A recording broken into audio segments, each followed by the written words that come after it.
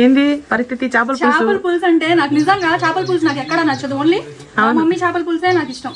ఎక్కడ అయినా సరే నాకు వాసన వచ్చినట్టు అనిపించింది. అవును, అంత బాగా చేసాం. అబ్బా, నోటికి పట్టిన తుప్పది తిందామా నిజంగా. పుల్లగా కమ్మగా చాలా అంటే చాలా బాగుంది. అవును, ఎంత టేస్టీగా ఉందో చూడు. నిజంగా బయట ఎక్కడ చేసినా పోనీ పక్కింటి వాళ్ళు ఇదిగో మా చేపల పులుసు అని చెప్పి ఇచ్చినా సరే నాకు ఎక్కడ నచ్చదు. అవును, మా ఇంట్లో మా మమ్మీ చేస్తేనే నాకు నచ్చదు. అసలు చేపల పులుసులో కమ్మటి వాసన, కారం కారంగా పుల్లగా ఎంత బాగుంటుందో. అది నువ్వు గరం మసాలా ఒకటి వేసేది ఇందులో, ఆ వాసనకే నాకు ఆకలేస్తా ఉంటుంది. కమ్మగా మంచి వాసన, చిక్కగా కూర చాలా బాగుంది అసలు.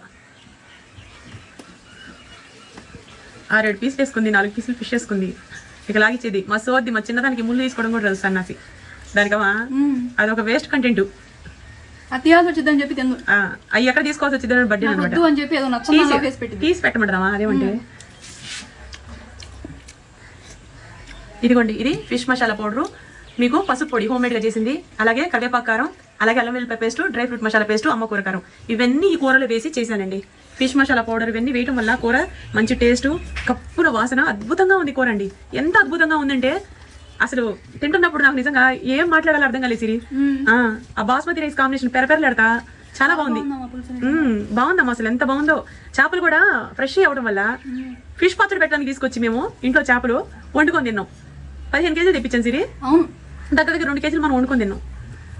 మన వర్కర్స్ అందరికి పెట్టాం కదమ్మా, వాళ్ళకి కూడా చేపల పులుసు ఇవన్నీ చేసి పెట్టాం. హ్యాపీ ఫీల్ అవుతారు. మనం అక్కపక్క వాళ్ళతోటి మంచిగా ఉండాలి.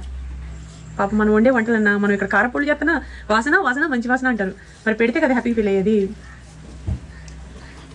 బాగుందా?